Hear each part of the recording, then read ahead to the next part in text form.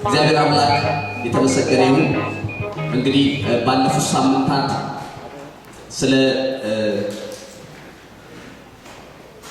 በጢሞቴዎስ ሕይወት ዙሪያ የወጣቱ ጢሞቴዎስ ሕይወት በሚል የእግዚአብሔርን ቃል እያየን ነው ያለነው።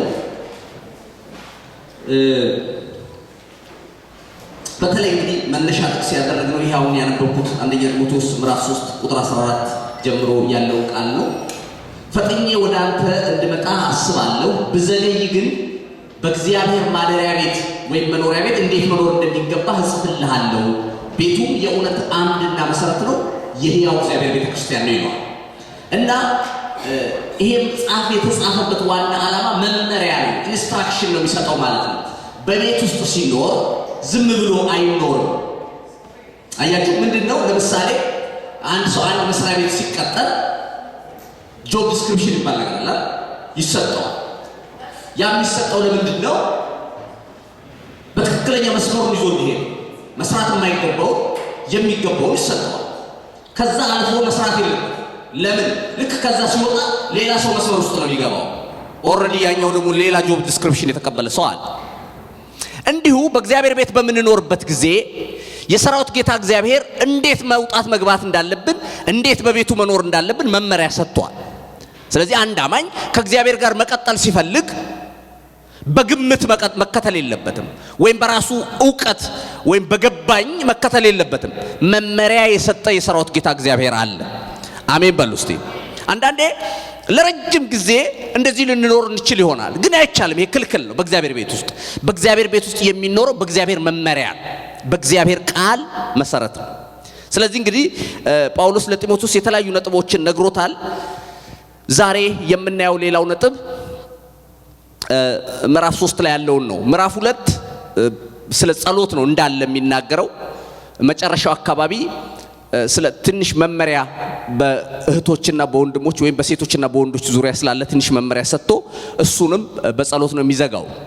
ወደ ምዕራፍ 3 ስንመጣ የመሪነት መስፈርት የሚል ነገር ይነግረዋል ጳውሎስ። እንግዲህ ይሄንን ክፍል በተለይ ምዕራፍ 3ን ስታዩ በዋናነት ጢሞቴዎስን በኤፌሶን ቤተክርስቲያን እንዲቀመጥ የላከበት ዋና ምክንያት በዛ የሆነበት ምክንያት መሪዎችን እንዲያደራጅ ነው፣ ወይም የቤተክርስቲያን መሪዎች እንዲሾምላቸው ነው ወደዛ ስፍራ የተላከው። ምንም እንኳን ብዙዎች እንደሚስማሙት ጢሞቴዎስ የዛች ቤተክርስቲያን ፓስተር ነው፣ ግን አብረውት የሚሰሩ ሰዎች ያስፈልጋሉ። እነኛን ሰዎች ደግሞ እንዴት መምረጥ እንዳለበት ይነግረዋል። ዛሬ በዚህ ላይ እንነጋገራለን ማለት ነው። አንድ ሰው መሪ ለመሆን ምን ማድረግ አለበት? ይሄንን ማየት ያስፈልጋል። እኛ መሪዎች የሆነውም እንዴት ወደ በበለጠ ወደዛ ውስጥ መግባት አለብን የሚለው እናያለን። ሌሎቻችንም ደግሞ መሪ ለመሆን ለካስ ብቃት አለኝ የለኝም ብለን በዚህ ውስጥ ማየት እንችላለን ማለት ነው። እግዚአብሔር አምላክ የተመሰገነ ይሁን። ለምን? አሁንም ቅድም እንደተናገርኩት መመሪያ አለ። ክፍሉን ላንበው። ምዕራፍ 3 ቁጥር 1 ጀምሮ ማንም ኤጲስቆጶስነትን ቢፈልግ መልካምን ሥራ ይመኛል የሚለው ቃል የታመነ ነው። እንግዲህ ኤጲስቆጶስ እንዲህ ሊሆን ይገባዋል፣ የማይነቀፍ የአንዲት ሚስት ባል፣ ልከኛ፣ ራሱን የሚገዛ፣ እንደሚገባው የሚሰራ፣ እንግዳ ተቀባይ፣ ለማስተማር የሚበቃ፣ የማይሰክር፣ የማይጨቃጨቅ፣ ነገር ግን ገር የሆነ፣ የማይከራከር፣ ገንዘብን የማይወድ፣ ልጆቹን በጭምትነት ሁሉ እየገዛ የራሱን ቤት በመልካም የሚያስተዳድር ይላል። እሺ እስከዚህ ያሉትን ዝም ብለን ጠቅለል ባለ መልክ እንያቸው። መመሪያ ሰጥቷል። አንድ ሰው መሪ ሲሆን እነኚህን ነገሮች ሊያደርግ ይገባል። ስትመርጥ ነው የሚለው ጳውሎስን ጢሞቴዎስን ስትመርጥ መሪ አንድ ሰው ልታረግ ስትፈልግ ማየት የሚገባህ ነገሮች አሉ። ዝም ብለህ መሪ አታርግ ነው የሚለው። የገረመኝ ነገር አለ ይሄን ክፍል ሳይ። አንደኛ በቤተ ክርስቲያን ውስጥ ሰዎች ሲመርጥ ሀብታም፣ የተማረ፣ ጥበበኛ፣ ባለስልጣን፣ ብዙ ልምድ ያለው አይደለም የሚለው። የሚገርማችሁ አንድም ከዚህ ጋር የተያያዘ ነገር አልተጠቀሰም። የተጠቀሰ ሁሉ መንፈሳዊ መስፈርት ብቻ ነው። እስቲ አሜን በሉ። አሁን ምክንያቱም የሚያገለግለው የሰራዊት ጌታ የእግዚአብሔር ቤት ስለሆነ የሱ ጥበብ አይፈለግም፣ የሱ ምድራዊ ዕውቀት አይፈለግም፣ የሱ በሌላ ነገር ያካበተው ልምድ አይሰራም። ይሄን ከመጽሐፍ ቅዱስ አሳያችኋለሁ። የሚፈለገው ትሁት መሆኑ ነው። የሚፈለገው የማይከራከር የማይጨቃጨቅ መሆኑ ነው። የሚፈለገው እንግዳ ተቀባይ ለማስተማር የሚበቃ ራሱን የሚገዛ መሆኑ ነው። ወገኖቼ እዚህ ውስጥ ሌላ አንድ የገረመኝ ነገር አለ። ቤተክርስቲያን በውይይት አትመራም። እስቲ ይሄንን ልንገራችሁ ትንሽ። አንዳንዴ ብዙ ጊዜ የምናስበው ነገር አለ። ሰዎች መሪ ሲሾም እያንዳንዱ ሰው ማመን እንዳለበት ያስባሉ። ይኸውላችሁ ይሄ እንግዲህ ስለ እግዚአብሔር ቤት ነው መነግራችሁ። ዳይሬክት የሆነው ትክክለኛው ነገር ነው። እያንዳንዱ ሰው ማመን የለበትም። የእግዚአብሔር ቤት በሚመራበት ሰዓት መሪዎች በሚያስተዳድሩት መስመር ሌላው ሰው ለመሄድ ዝግጁ መሆን መቻል አለበት። ለምን? የሰራዊት ጌታ እግዚአብሔር መሪዎቹን ማክበር እሱን ማክበር እንደሆነ ያምናል። አንድ ጊዜ ሰዎችን እግዚአብሔር ከሾመ ለነኛ ሰዎች ሰብሚት ማድረግ ይገባል። አሜን በሉ። ስለዚህ ዲያቆናት ሊሆኑ ይችላሉ፣ የመዘምራን ኃላፊዎች ሊሆኑ ይችላሉ፣ የጸሎት ቡድን መሪዎች ሊሆኑ ይችላሉ፣ የልጆች አገልግሎት መሪዎች ሊሆኑ ይችላሉ። የትኛውም መሪነት ልክ ሲሰጠው ከሰራዊት ጌታ ከእግዚአብሔር ዘንድ ኦርዴን ሆኗል ማለት ነው። ያን ሰው ሪስፔክት ማድረግ መንግስቱን ወይም የሰራዊት ጌታ እግዚአብሔርን ማክበር ነው። ያን ሰው ማቃለልና እንደ ተራ ነገር መቁጠር እግዚአብሔርን ማቃለል። ለዚህ ብዙ ጊዜ የምንሰጠው ምሳሌ አለ። ለምሳሌ አንድ ሴት ፖሊስ መታሁን ከነ ልብሷ እዚህ ገብታ እከሌ የሚባለው ሰው ፈልጋለሁ ብትል እንደው ቁመናዋን ቀጠን ማለቷን አይተን እዚህ ይዘን ብንደበድባት መቼም አናረግም። እንደዛ ብናረግ ምንም ችግር የለም። ቀጥሎ በጂፕ ነው የሚመጡልን። ገባርለ ከጀርባዋ አሉ። በቃ ወዲያው ይመጣሉ። 15 ሆነው እነሱን እንያዛችሁ ብንል ትንሽ ቆይቶ በሄሊኮፕተር ሊመጡ ይችላሉ። በጣም ከበረታን ታንክ ይዘው ይመጣሉ እንጂ አይቆምም። ለምን መሰለ? እሷን ሳይሆን ደፈርክ የሚባለው መንግስቱን ደፈርክ ነው የሚባለው። የሀገሪቱን ህግ ጥሰሃል ነው የሚባለው። አየህ፣ አሁን ስለሷ ስብዕና አይደል፣ እሷ ስለተወከለችበት ሪፕሬዘንት ስላደረገችው መንግስት ነው። ስለዚህ እንዲሁ አንድ እግዚአብሔርን እፈራለሁ የሚል ሰው የእግዚአብሔርን ሰዎች ሪስፔክት ሲያደርግ እግዚአብሔርን ያከበረው ማለት ነው። የእግዚአብሔርን ሰዎች ዲስፓይስ ሲያደርግ ደግሞ እግዚአብሔርን አቃሏል፣ አያቅም እግዚአብሔርን ነው የሚባለው ማለት ነው። ይሄ እውነታ ስለሆነ ነው እንጂ እንደ መሪ እንደዚህ ብሎ መናገር ምናልባት ላይ መች ይችል ይሆናል። ስለዚህ ቤተክርስቲያን በመሪ ትመራለች። እግዚአብሔር ለዚህ ሰዎችን ሾሟል።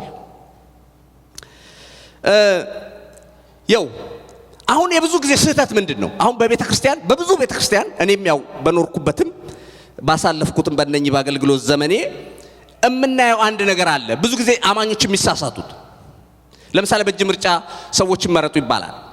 አክቹአሊ እሱ ምን ያህል መጽሐፍ ቅዱሳዊ እንደሆነም ባላቅ፣ ግን ሰዎች በተለያየ ሪዝን ይመርጣሉ። ለምን ሲባል አንዱ ሰው ይመርጣል ዶክተር ስለሆነ ብሎ ይመርጣሉ።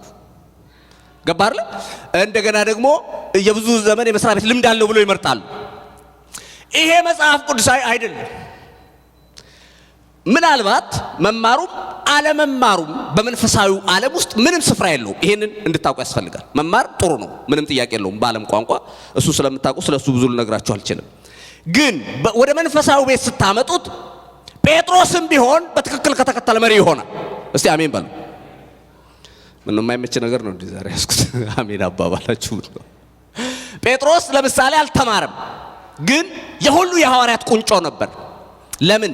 በመንፈሳዊው ዓለም የሚፈለግበትን ድርሻ ተወጥቷል። እና ወደፊትም በመሪነት እንግዲህ ህይወት ውስጥ ስታስቡ እነኚህን ነገሮች አንድ አማኝ ማሟላት አለበት ማለት ነው። በመጽሐፍ ቅዱስ ውስጥ ዘሌዋውያን ምዕራፍ 10 ቁጥር 1 ጀምሮ ስታነቡ የስለ አሮን ልጆች ናዳብና አብዩድ ስለሚባሉ ካህናት ታያላችሁ። ዘሌዋውያን ምዕራፍ 10 ይሄ ክፍል በምዕራፍ ዘሌዋውያን ምዕራፍ 6 ቁጥር 8 ላይ አንድ ቃል ተጽፎ ነበር። ይሄን ታሪክ ከማንበቤ በፊት ምዕራፍ 6 ቁጥር 8 ላይ እግዚአብሔር እንዲህ ብሏል፣ በመሰዊያው ላይ ሁል ጊዜ እሳት ዘወትር ይነዳል አይጠፋም የሚል ቃል ተጽፏል። እና የእግዚአብሔር የመሰዊያ ወይም ይሄ ካህናት መስዋዕት የሚያቀርቡበት መሰዊያው ሁሉ ጊዜ እሳት ሊኖረው ይገባል ይላል። እንዴት ነው ሁሉ ጊዜ ሊኖረው የሚችለው? ደግሞም እሳቱ ከየት የመጣ ነው ካላችሁ እሳቱ ከሰማይ የመጣ እሳት ነው። በነገራችን ላይ የምድር እሳት አይደለም። እንዴት ሆነ ካላችሁ ጅምሩ እንዲህ ነው። መስዋዕት አቅርበው ገና መጀመሪያ ልክ እንዳቀረቡ የእግዚአብሔር እሳት ከሰማይ ወርዳ በላችሁ ይላል መስዋዕቱ።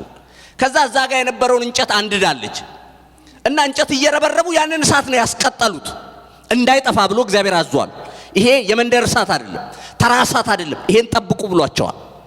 የሚገርማችሁ ግን ከተወሰነ ጊዜ በኋላ እሳቱ ጠፋ። ከዛ ናዳብና አብዩድ የሚባሉት አገልጋዮች መሪዎች ተነሱና ተጎረቤት እሳት ጭረው አመጡና ለኮሱት። የሚገርማችሁ መስዋዕቱ እንደቀድሞ ወጣና ግን ላይ ሲደርስ ተመለሰና በላቸው ይላል። ሁለቱንም አቃጠላቸው። ከእግዚአብሔር ዘንድ እሳት ወደቀና ገደላቸው ይላል። በጣም የሚያስደነግጠኝ የመጽሐፍ ቅዱስ ክፍል ነው። ከዛ ደነገጡ። ምንድነው ሲባል እግዚአብሔር እኔ ያላዘዝኩትን እሳት አቅርበዋል አለ ይላል። አይገርምህም? አሁን በሰው ሂሳብ እሳት ነው ምን ለየው አይደል የምትለው?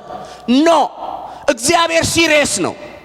እሱ እንዳለህ መሄድ መቻል አለብህ። የሱን ቤት ለማስተዳደር የሱን ቤት ለመመከተል ስትፈልግ እንደ እግዚአብሔር ስርዓት እንጂ በሰው ዕውቀት ወይም ከዓለም ኮርጃ አምጥተህ ማድረግ አትችልም። እግዚአብሔርን ይሄ አያስከብረውም። እነኚህ አገልጋዮች ላይ ያየሁት ግዴለሽነት ነው። ጨልተኞች ነበሩ። ለዚህ ነው እሳቱ የጠፋው። እንደሚገባቸው አረበረቡትም፣ እንደሚገባቸው አላቀጣጠሉትም። ከዚህ የተነሳ እሳቱ ሊጠፋ ችሎ ነበረ። ዛሬም በህይወታችን ያለው እሳት እንዳይጠፋ እግዚአብሔር ይርዳን። ሌላው ከዚህ ጋር ተመሳሳይ አንድ ያየሁት ሁለተኛ ሳሙኤል ምዕራፍ 6 ላይ ከቁጥር 1 ጀምሮ አንድ ታሪክ አለ። ሁለተኛ ሳሙኤል ምዕራፍ 6 ዳዊት ንጉስ ከሆነ በኋላ የእግዚአብሔርን የቃል ኪዳን ታቦት 20 ዓመት ከኖረበት ስፍራ ማምጣት ፈለገ። በቃ እስከዛሬ የእግዚአብሔር ታቦት ችላ ብለነዋል፣ አሁን ግን ወደ ማምጣት አለብን ወደ ከተማ ብሎ ተነሳ። ይሄ በጣም ደስ የሚልና ቀና አስተሳሰብ ነው። ግን 30,000 የተመረጡ ሰዎች ይዞ ሄደ ይላል። 30,000 የተመረጡ ሰዎች በከተማው ላይ ያሉ ሽማግሌዎች፣ ባለስልጣኖች፣ ሀብታሞች፣ የነገስታት ቤተሰቦች የሚሆኑ 30,000 የሚሆኑ ሰው ይዞ ሄደ። ለምን? ታቦቱን እንዲያጅቡ ነው፣ በክብር ይዘው እንዲመጡ። ከዛ ደግሞ ልክ እዛ ሲደርስ ምን አሉ? ይሄ ዮናዳብ የሚባለው ሰው ቤት ነው ያለው ታቦቱ። ኦዛና አሄዩ የሚባሉት ልጆች ደግሞ ተነሱና እኛ እንመራዋለን፣ በአዲስ ሰረገላ ላይ አስቀምጠነው እየነዳነው ወደ ከተማ እንወስደዋለን አሉ። ይሄ 30,000 ሰው ሁሉ ተስማማ፣ ንጉሱ ተስማማ። ግን ይሄ የእግዚአብሔር ቃል አልነበረም፣ የነሱ ስምምነት ነበር። ከዛ በታቦቱን በሰረገላ ላይ አድርገው ይዘው ሲሄዱ ከብቶቹ መፋነን ጀመሩ ይላል። ወደ ላይ ሲሉ ታቦቱ ሊወርቅ ሲል ኦዛ ደገፍኩት ሲል ቀሰፈውና ሞተ ይላል። ከዛ በኋላ ዳዊት ደንግጦ በቃ ይሄን ነገር እዚሁ አስገቡት ብሎ አቢዳራ የሚባል ሰው ቤት አስገባው። ከረጅም ዘመን በኋላ አንደኛ ዜና 15:2 ላይ ስትመጡ የእግዚአብሔርን ታቦት ይሸከሙ ዘንድ ለዘላለም የሚያገለግሉት ዘንድ እግዚአብሔር ከመረጣቸው ከሌዋውያን በቀር ማንም ይሸከሙ ዘንድ አይገባም አለ። ቁጥር 13 ላይ እንደ ሥርዓቱ አልፈለግነውም ነበርና በመካከላችን ስብራት አደረገ አለ ይላል። አየ ለካ በአዲስ ሰረገላ የእግዚአብሔር የቃል ኪዳን ታቦት አይያዝም። የሚሸከሙት እግዚአብሔር በሕግ አስቀምጧል። ከሌዋውያን ወገን የሆኑ ያውም የተመረጡ ሰዎች ሞሎጊያ ተደርጎለት የካህናት አለቆች ናቸው ተሸክመውት የሚሄዱት። እነሱ ግን በአዲስ ሰረገላ ላይ ጫኑት። አዲስ ሰረገላ ከየት ነው ያመጡት ካልክ ጣዖታት ነበሩ በአዲስ ሰረገላ የሚጫኑት። ይሄንን ኢሳይያስ 46 ቁጥር 1 ጀምሮ ስታነቡ ጣዖቶቻቸውን በሰረገላ የሚጭኑ ይላል። አንደኛ ሳሙኤል ምዕራፍ 7 ላይ ስታዩ በታቦቱን በሰረገላ ላይ እንደሸኙት ታያላችሁ። ይሄ ሁሉ ምንድነው? እዛ ጋር የተሰበሰበው ህዝብ ሁሉ ለካ ከዓለም ኮርጆ ከጣዖታት እንደሚደረጉት ነው እግዚአብሔር ቤት ማምጣት የፈለገው። ይሄ ግን ስብራት አድርጓል። ዛሬም የእግዚአብሔር ቤት የሚመራው በእግዚአብሔር መንፈስ ነው፣ በእግዚአብሔር ቃል ነው። ኢየሱስ የተባረከ ይሁን። ስለዚህ ሁሉ ጊዜ እንግዲህ ይሄንን ማሰብ ተገቢ ነውና ጳውሎስ ይሄንን ለጢሞቴዎስ ጠንከር አድርጎ ይነግረዋል። እና እዚህ ክፍል ውስጥ ከተነገሩት ጠቅለል ባለ መልክ አንደኛ ካራክተር ያላቸው ሰዎች ናቸው መሪ መሆን ያለባቸው ይላል። አየህ መሪነት የራሱ የሆነ ብዙ ውስብስብ ነገር አለው። አይደለም የተለያየ ካራክተር ያላቸው ሰዎች አሉ በቤተ ክርስቲያን ያንን መሸከም የሚችል መሆን አለበት አይ እኔ ምን አገባኝ እኔ እንደማንኛውም ሰው ዞር ብያል ኖርም እንዴ ምን አታገለኝ የሚል መሆን የለበት ገባችሁ አይደል ከዛም የሆነ ግራግብት የሚል ነገር ሲገጥም አንደኛ መንፈሳዊ ውጊያ አለ በዚህ ላይ ብዙ አይነት ሰው አለ ብዙ ነው የራሱ የሆነ ትግል አለው ያንን መቋቋም የሚችል መሆን አለበት ለጠብ የማይቸኩል መሆን አለበት ገር መሆን አለበት ለሌሎች ቀን የሚያስብ መሆን አለበት ይላል ከዚህ ጋር በሁለተኛነት የተጠቀሰው በጥቂቱ የታመነ መሆኑን ይላል ቤተሰቡን በደንብ አድርጎ ባያስተዳድር እንዴት አድርገህ ቤተክርስቲያንን ያስተዳድራል ብለህ ታስባለህ ይላል እና በጥቂቱ የተፈተነበት ቦታ ላይ ውጤታማ ነው ወይ እዛ ላይ ውጤታማ ከሆነ ወደ ዋናው ነገር አምጣው ነው የሚለው ስለዚህ መሪነት ይሄንን ይጠይቃል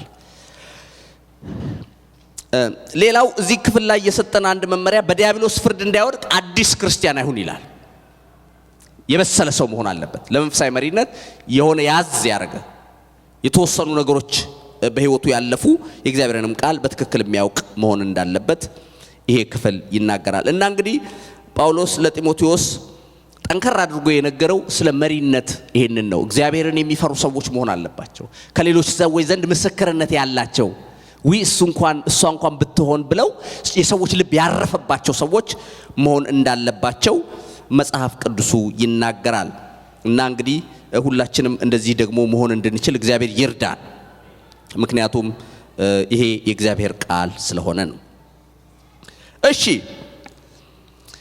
ምዕራፍ 3 ይሄንን ብሎ እንግዲህ ቀደም ብዙ ጊዜ የማነበው ጥቅስም ያለው እዚሁ ክፍል ላይ ነው ቁጥር 14 ላይ በእግዚአብሔር ማደሪያ ቤት እንዴት መኖር እንደሚገባ ይሄን ጽፍልሃለሁ ብሎ ሲናገረው ታያላችሁ ወደ ምዕራፍ 4 ስንዘል 8ኛ ማለት ነው በፊት ያየነው መሪነት መስፈር 7ኛ ነው 8ኛ እግዚአብሔርን መምሰል መለማመድ ይነግረዋል 8ኛ ምዕራፍ 4 ቁጥር 7 ነገር ግን ለዚህ ዓለም ከሚመችና የአሮጊቶች ሴቶች ጨዋታ ከሚመስል ተረት ራቅ እግዚአብሔርን ለመምሰል ግን ራስን አስለምድ ሰውነትን ለስጋዊ ነገር ማስለመድ ለጥቂት ይጠቅማልና እግዚአብሔርን መምሰል ግን የአሁኑም የሚመጣውንም ህይወት ተስፋ ስላለው ነገር ሁሉ ይጠቅማል ይላል እግዚአብሔርን መምሰል መለማመድ አለብህ ይለዋል አንድ አማኝ እግዚአብሔርን መምሰል መለማመድ መቻል አለበት ስለ መለማመድ እንግዲህ በየዕለት ተግባራችን የምናውቀው ነገር ነው ልምምድ ወይም አንድ ነገር ደጋግሞ ማድረግ የእውቀቱ ባለቤት እንዲሆኑ ያደርጋል አይደል በዓለምም በመናቀው ማለት ነው እንዳው ምን የሚባል አባባል አለ ድርጊትን ዝራ ልማድን ታጭዳለህ ልማድን ዝራ ባህሪን ታጭዳለህ ይላሉ ምንድነው አንድ ሰው አንድ ነገር ዝም ብሎ ሲያደርገው ልምድ ይሆናል ልምዱን ደግሞ ዝም ብሎ ሲያደርገው ባህሪ ይሆናል ለምሳሌ የማንበብ ልምድ ምንም የሌለው ሰው መጀመሪያ የሚመከረው መጽሐፍና መጽሔት ይዞ እንዲዞር ነው ታኔጋናቸው አይደል ቢያንስ ዝም ብሎ ይዞት መዞር አለበት በቃ ካፌ አካባቢ ሄዶ ቁጭ ብሎ ዝም ብሎ ይገልጠዋል ባያነብም ከዛ በኋላ 3 ደቂቃ ማንበብ ከቻለ ይሄንን ዝም ብሎ ያመመውም ሲያደርገው ልምድ ይሆንበታል ልምዱ ደግሞ እየቆየ ካደገ በኋላ ምንድነው የሚሆነው ባህሪ እከሌኮ እያነበበ ነው ያገኘው ሲል እሱ ባህሪው ነው ይባላል ማለት ነው እና በክርስትና ህይወትም ሰው የልምዱ ውጤት ነው በነገራችን ላይ ሰው የለመደውን ነው ታውቃላችሁ አይደል ኑሮ በሙሉ የልምዳችን ውጤት ነው አሁን ብዙ ነገር ልክ ሲናገር እንዳባቱ ነው ወይ እናቱን ቁርጥ ነው የሚባለው ብዙ ጊዜ ታውቃለህ ከእናቱ ጋር ብዙ አብሮ ስለሚውል ነው ይጋባበታል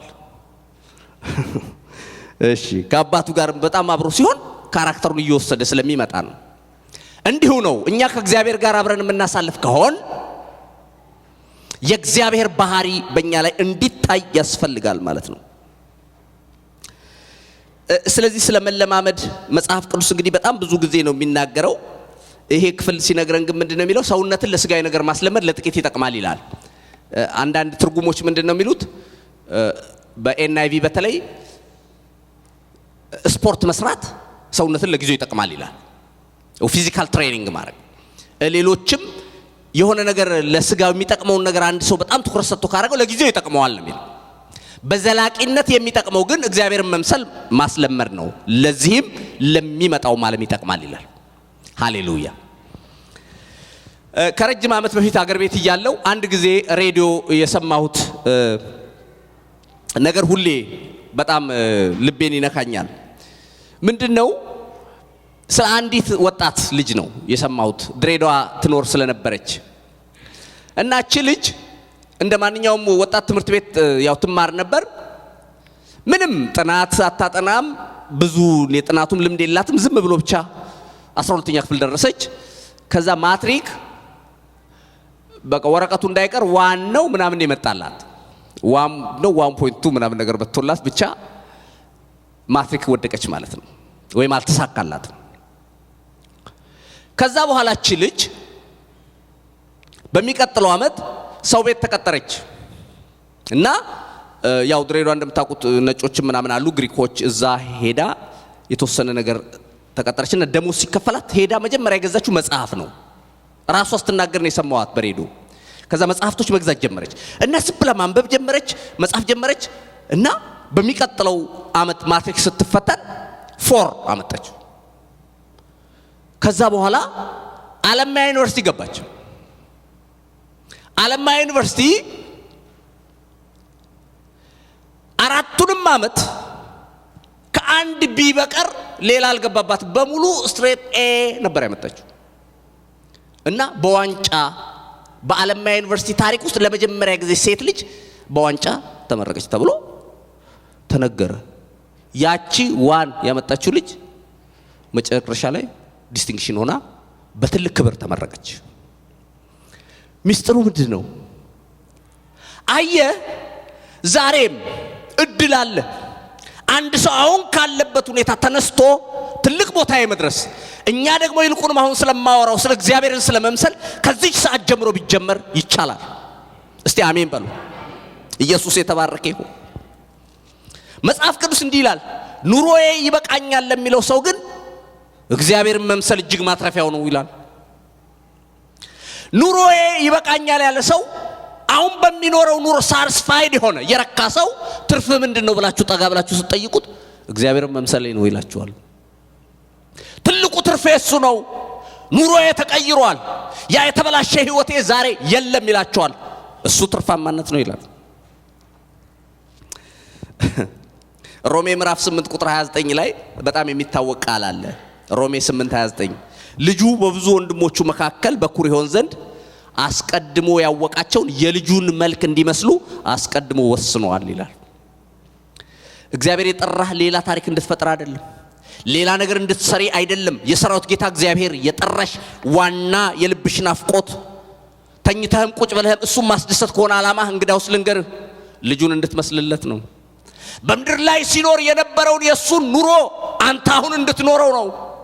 እሱ ደግሞ ተጽፎልሃል በጥሩ ሁኔታ ደስ የማያሰኘውን፣ የሚያሳዝነውን፣ የሚያስከፋውን እሱን አንብብና የሱን ባህሪ ኑር ነው የሚለው። ወገኖቼ ኢየሱስን መስለን ማለፍ እንድንችል እግዚአብሔር ይርዳን። ቀላል ነው። እንደተወለዱ ራስን መስሎ ማለፍ ምን ያቅታል?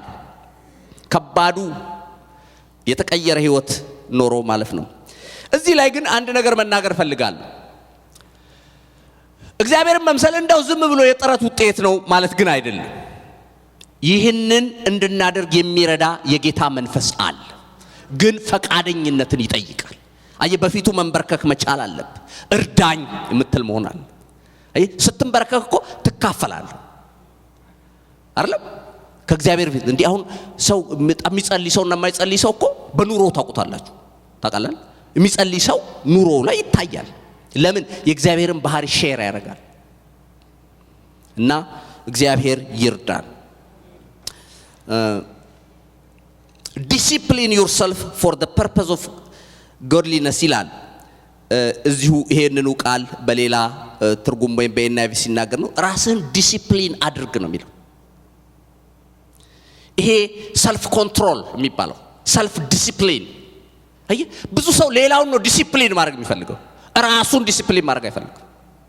ራሱን ኮንትሮል ማድረግ አይፈልግም። ሌላውን ነው መቆጣጠር። ለምን እንዲህ ትላለህ? እንዴት እንዲህ ይባላል? እንዴት እንዲህ ይላሉ ማለት አይፈልግም። ማሰብም አይፈልግም። እግዚአብሔር ግን የሚፈልገው ሰልፍ ዲሲፕሊን ነው። ራስህን እንድታይ ነው። ብዙ ጊዜ ያኛው ራሱን እንዲያይ ነው። ስታየው ጉድለትህን ታያለህ።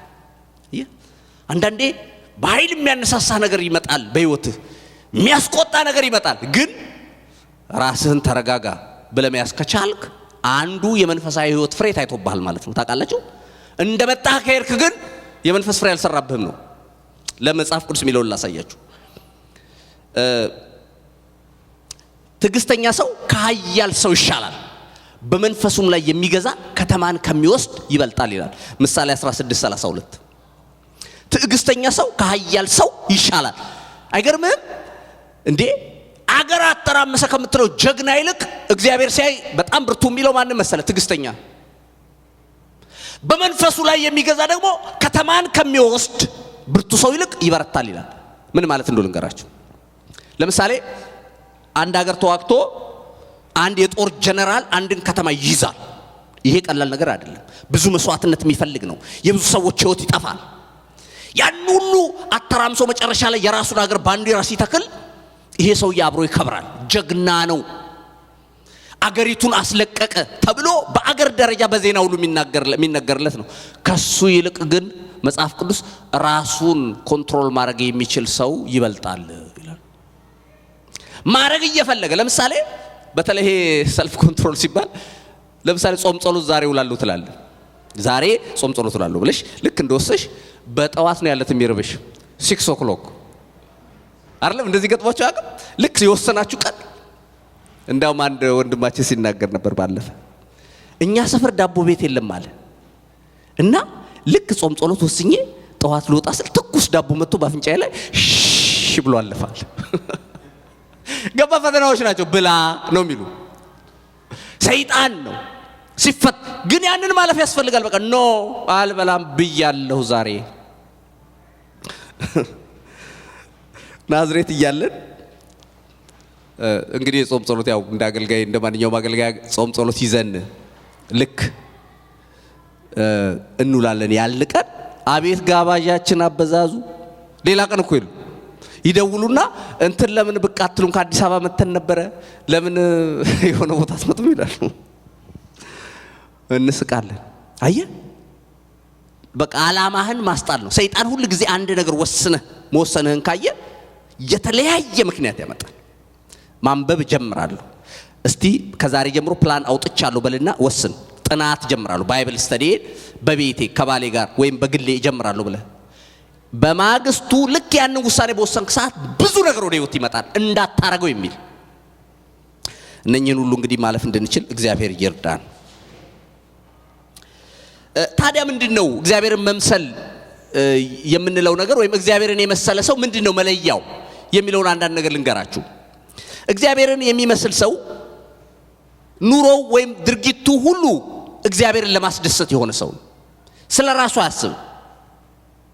አየ፣ እግዚአብሔርን እኮ የሚፈራ ሰው እንደ ልቡ አይናገርም። ታውቃላችሁ አይደል? መጽሐፍ ቅዱስ እንደዚህ ይላል፣ ብዙ ህልም ባለበት እና ብዙ ቃል ባለበት ብዙ ከንቱ ነገር አለ፣ አንተ ግን እግዚአብሔርን ፍራ ይላል። አይ፣ እግዚአብሔርን የሚፈራ እኮ እንደ ልቡ አይናገርም። ታውቃላችሁ አይደል? ለምን? እዚህ ጋር ያለውን ብቻ ነገር አይደለም የሚያየው፣ ከላይ አለ፣ ያየኛል፣ እሱ ለምን ያዝንብኛል ብሎ ነገሩን ይቆጥባል። ዳዊት ለዚህ ነው ኃጢአተኛው ፊት ለፊት ቆሞ በተናገረኝ ጊዜ ባንደበቱ ተግሳጽ እንደሌለው እንደ ዲዳ ዝም አልኩ ይላል። እንደሌለው ነው የሚለው እኮ አለኝ፣ እችልበት ነበር ግን እግዚአብሔር ከሚያዝም ብዬ ተውኩት ነው የሚለው። እግዚአብሔር ይርዳል።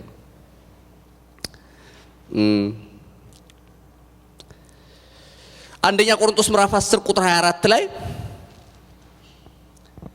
ሁሉ ተፈቅዶልኛል፣ ሁሉ ግን የሚጠቅም አይደለም፣ ሁሉ ተፈቅዶልኛል፣ ሁሉ ግን የሚያንጽ አይደለም የሚል ቃል አለ።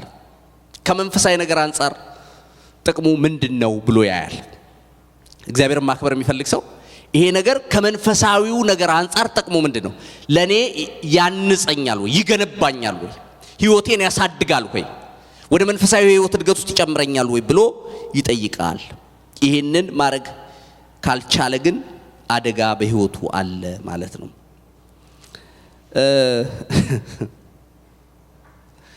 ወገኖቼ የጠቢብ አይኖች በራሱ ላይ ናቸው ይላል መጽሐፍ ቅዱስ አይደል? አሁን ዛሬም የምነግራችሁ እያንዳንዳችን ራሳችንን እንድናይ ነው። በተለይ እንግዲህ መልእክቶች ሁሉ ጊዜ እንደዛ ነው አላማቸው። ይኸውላችሁ የእግዚአብሔር ዓላማ ዝም ብሎ የእውቀት ሰው ማድረግ አይደለም። በቃ አይደለ ስለ እግዚአብሔር ነገር በጣም የምታውቁ ሆናችሁ ላይፍ ላይ ስትመጡ ጥሩ ካልሆናችሁ በእግዚአብሔር ፊት ውስጥ አትፈለጉም። የምትፈለጉት የገባችሁን ትንሹንም ነገር ቢሆን ለማድረግ የጨከናችሁ ሁለት ነው። እስቲ አሜን። አንድ ጊዜ እየሰማሁት አንድ ታሪክ በጣም የገረመኛል። አንድ ሰው አዲስ አበባ ነውና መኪና እየነዱ ይሄዳሉ ማታ እና ቦሌ ሮድ ደግሞ እንደምታውቁት ብዙ ጊዜ በጣም መብራት አለ። ሌሎች መኪናዎች መብራት ስለሚያበሩ ለካሳቸው ያበሩ መስሏቸዋል እና ምክንያቱም ከዛ በኩል አንድ ሌላ መኪና መብራት አጥፍቶ ሲመጣዩት እና በጣም ተገርመው እንዴት መኪና መብራት ሳያበራ ይነዳል ብለው በጣም እየደነቃቸው ሰፈር ውስጥ ሲገቡ ለካ የሳቸውም ጠፍቷል። የሳቸው ባልበራም ነበር። ያታለላቸው በዙሪያቸው ያለው የጓደኞቻቸው መብራት ነው ወይም በዙሪያው ያለው የመኪና መብራት ነው። ይኸውላችሁ ህይወታችሁን ፈትኑ። በትክክል እኔ የክርስቶስ ህይወት እየታየብኝ ነው ወይስ በግሩፑ ምክንያት? አንዳንዴ እንደዛ የሚሆንበት ጊዜ አለ። ምንም አናውቀውም፣ በቃ ስለ ራሳችን አናውቅም። ግን በትክክለኛው መፈተሻ ስንፈተሽ ትክክለኛ ሆነን የማንገኝበት ጊዜ አለ። ወገኖቼ እግዚአብሔርን መምሰል እንድንችል እግዚአብሔር ይርዳን። ይሄ ዓለም ያበቃል። ወደድንም ጠላንም የዚህ ምድር ኑሮ ፍጻሜ አለው። አንድ ቀን ይቆማል። ዓለም እንኳን ባታበቃ እኛ በግላችን ግን የምንጠራበት ጊዜ አለ። ይሄንን አንድ ጠንከር አድርጌ መናገር የምፈልገው ነገር ይሄንን ነው። በምድር ላይ ማንም ከተወሰነ ጊዜ በላይ አይኖርም። ገደብ አለ። አንዳንዶቻችን እግዚአብሔር እየረዳን ጌታ ካልመጣ ጥጉ ድረስ ልንሄድ እንችላለን። ጥጉ ድረስም ሳንሄድ የምንሄድ እንኖራለን። ግን አንድ ነገር ልንገራችሁ፣ ረጅም የሚመስለው አጭር ነው፣ አጭሩም አጭር ነው። ረጅም ዘመን በምድር ላይ የሚባል የለም። ባለፈ ነግሬያችኋለሁ አይደል? በቀናት አስቀምጬላችኋለሁ። 5000 ቀን 6000 ቀን ምናምን የቀረን ታውቃላችሁ አይደል? አንድ ቀን እንጠቀለላለን። ግንስ በእነኚህ ባሉን ጊዜያቶች እግዚአብሔርን አክብረን እንድናልፍ እግዚአብሔር ይርዳን። ሃሌሉያ። እንጸልያለን።